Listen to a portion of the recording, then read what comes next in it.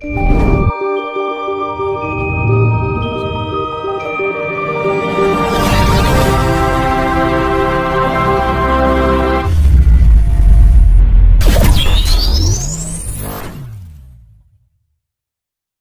ya, ketenangan kan. Jadi afirmasi pertama relaksasi.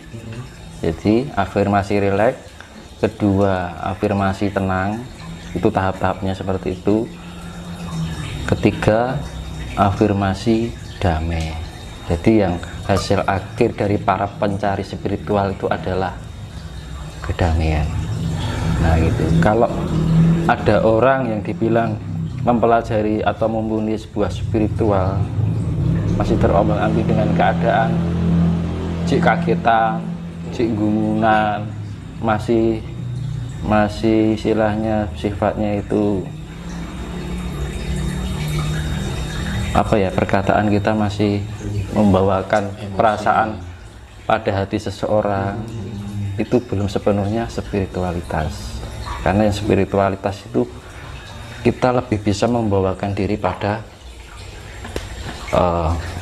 bagaimana kita menghargai seseorang, kita menghormati seseorang. Jangan gitu. Menguripkan sih digulai lah tentrem. Benar-benar. Iya mas. Bisa mencapai spiritualitas itu tadi, pripun? Nah itu kan ada dua. Itu kita dengan melatih keheningan. Keheningan itu menata diri, sekop batin. Kan gitu, kita lebih rendah hati, lebih menatap diri, lebih mawas diri. Jadi mawas diri itu kita lebih memahami diri kita sendiri. Kedua, memahami orang lain. Itu kalau kita bisa memahami perasaan orang lain kan iso nepake karo awake dhewe. Kan gitu. Jadi kasih sayang lah yang intinya. Karena dunia ini yang diperlukan adalah kasih sayang. Karena 90% manusia di dunia ini telah kehilangan rasa kasih itu. Semata-mata kasih tapi hanya suatu untuk keegoan pada diri sendiri. Jadi kasih itu ada pamrih gitu loh. Tapi kasih yang sifatnya berbagi, kita saling hidup dalam kebersamaan, itu kan wis langka sekarang. Nah, untuk melatih pencapaian itu pripun pelakunya? Itu tadi kita dengan yoga, dengan meditasi, yang seperti yang saya jelaskan di video sebelumnya.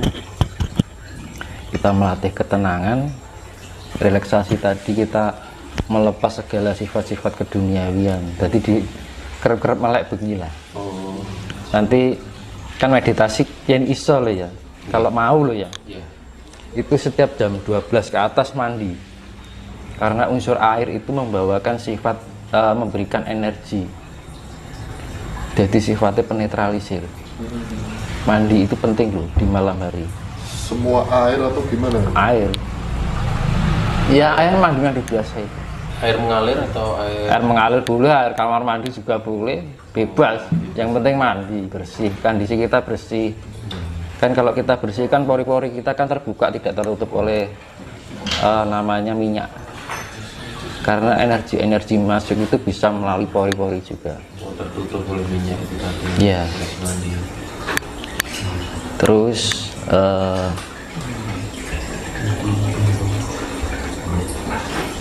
jadi habis mandi kita lebih perenungan ya.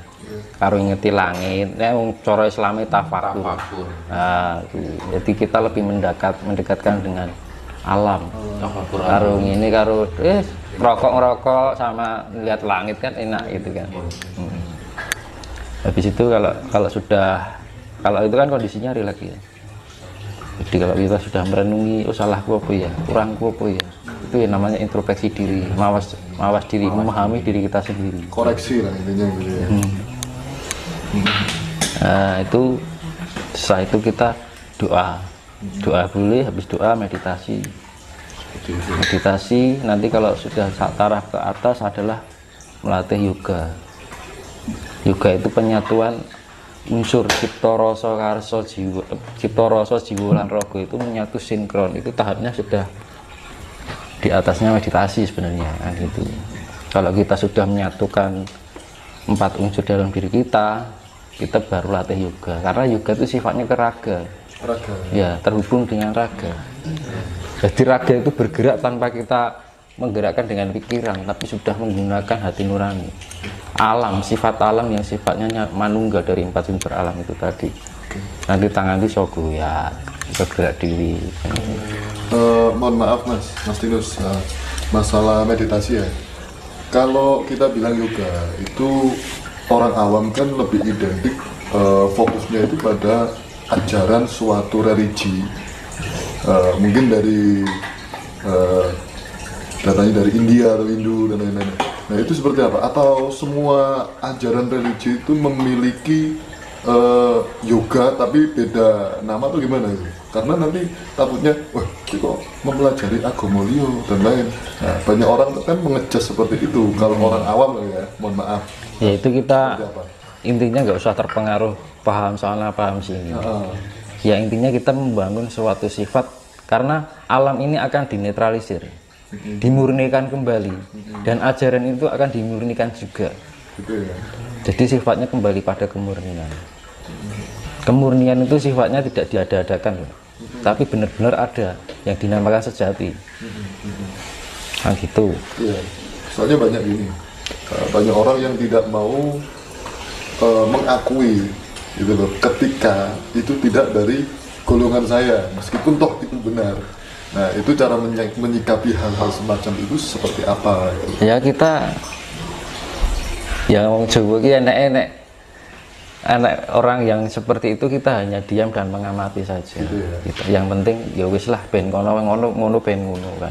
Up to you ya. Nah, gitu kita jadi hidup itu kok ndak kayak kita katut kegowo, malah pikiran kita terbawa negatif. Benar. Nah, gitu. Nah, yang penting akhirnya nanti ujung-ujungnya kita menilai orang lain. Iya kan? Terus akhirnya lali cara ini menilai diri kita sendiri. Jadi ada 3 pemahaman dalam hidup ya, itu kalau saya ambil 3P. P pertama itu adalah pengalaman. Pengalaman itu sesuatu yang dialami dari segala perbuatan kita sehari-hari, itu pengalaman dari proses waktu ya. Kedua itu adalah pengamatan, sesuatu yang diamati dari 5 panca indera kita. Ya, kalau kita sudah mengamati dari pengalaman dan pengamatan itu, kayak wis paham, baru kita bisa menerapkan dalam diri kita. Syukur-syukur tinggu wong liya kan gitu. Karena enaknya hidup itu saling berbagi itu, dan bisa manfaat. dan jangan sampai kalau sudah pintar jangan merasa diri kita pintar, karena asalnya pintar itu di saka bodho kan gitu. Kita bisa menjadi kaya asalnya dari miskin kan gitu. Itu namanya wong Jawa ngarani wong ki ngrumangsani gitu. Oh gitu. Gitu. Kita menjadi besar asalnya dari kecil. Nggak mungkin tau tadi gede mesti tadi bayi sih tau. Kan gitu. Barang enak cah cilik ngene dilok kowe cah bayi kan. Nggak, walaupun itu anak yang di usia muda itu dihargai. Jadi sifat menghargai itu tidak pandang usia.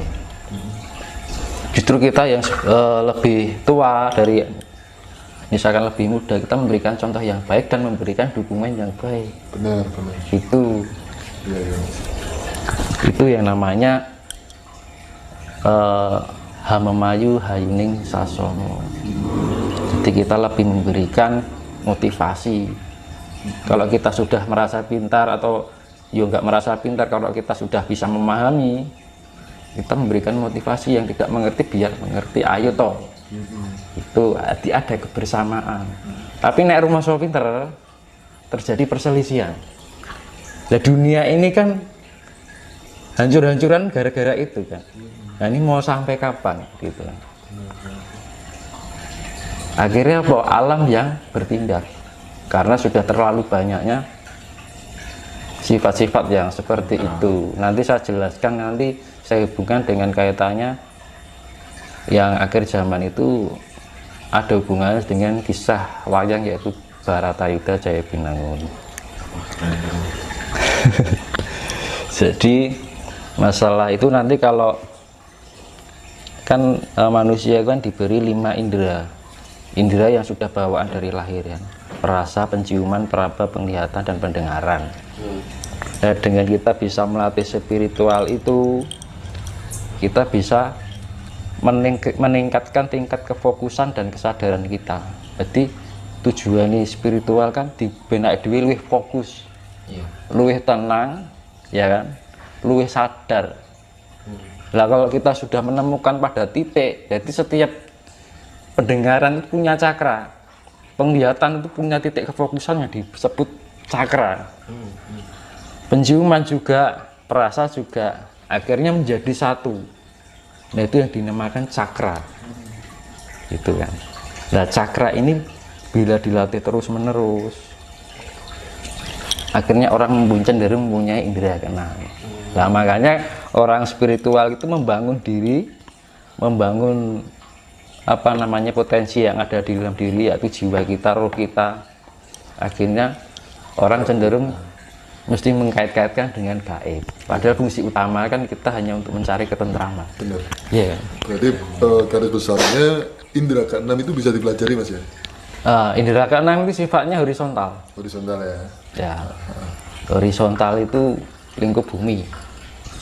Iya. Jadi macam-macam, bisa menerawang, akhirnya bisa pengobatan, macam-macam. Itu indera keenam. Bisa ketemu leluhur itu, bisa ketemu siapa yang nggak kelihatan, leluhur kita, mbah-mbah kita bisa telusuri. Nah nanti diolah lagi terus cakra kita. Cakra kita diolah di 4 unsur yang ada di dalam diri kita itu kan unsur air, tanah, bumi, angin. Itu disatukan menyawiji menjadi satu unsur.